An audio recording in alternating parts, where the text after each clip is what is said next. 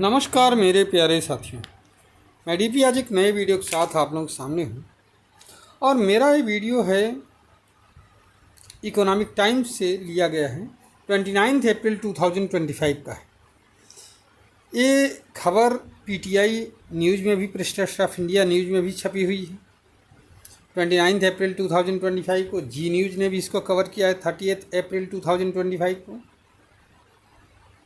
और भी तमाम मीडिया आउटलेट्स में प्रेजेंट है।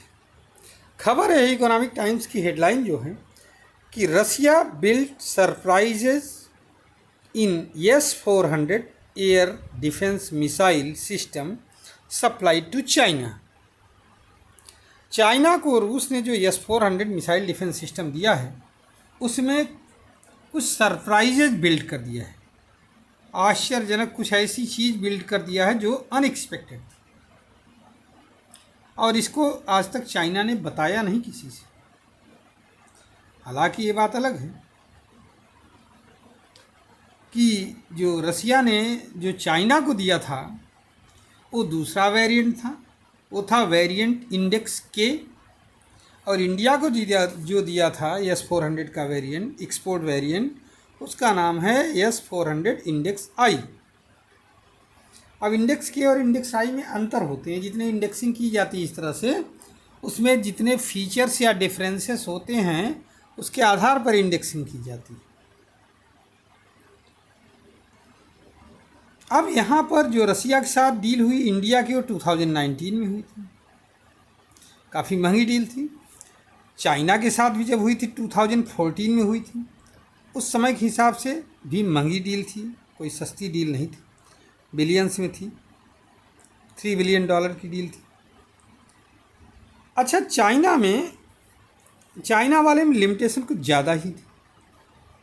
एक बात और है, चाइना ने कभी इस S-400 का इस्तेमाल नहीं किया और न ही किसी के सामने कुछ बताया। तो सवाल ये पैदा होता है, पहली बात तो है कि लिमिटेशन है क्या।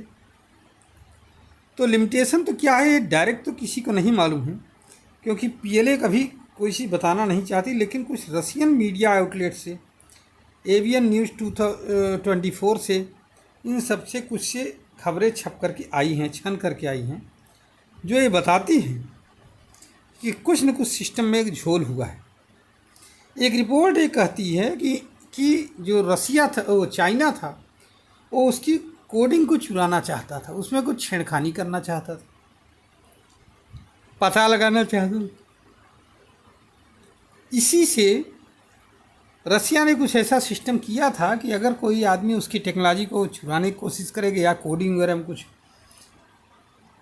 चेंज करने की कोशिश करेगा तो उसमें कुछ डिसफंक्शन हो जाएगा।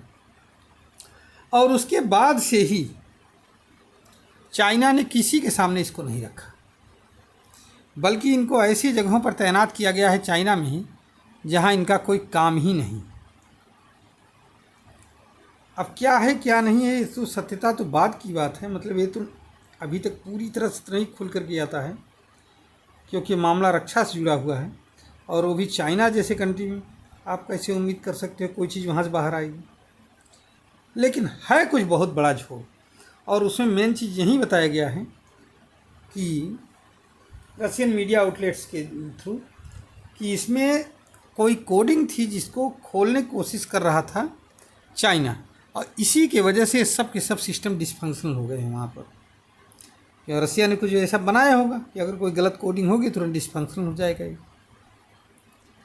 चलिए, आप लोग भी थोड़ा सा इस न्यूज़ का आनंद लीजिए, और इसको, हमारे इस खबर को ज़्यादा से ज़्यादा लोगों तक शेयर करिए। धन्यवाद, नमस्कार, जय हिंद, जय भारत, वंदे मातरम।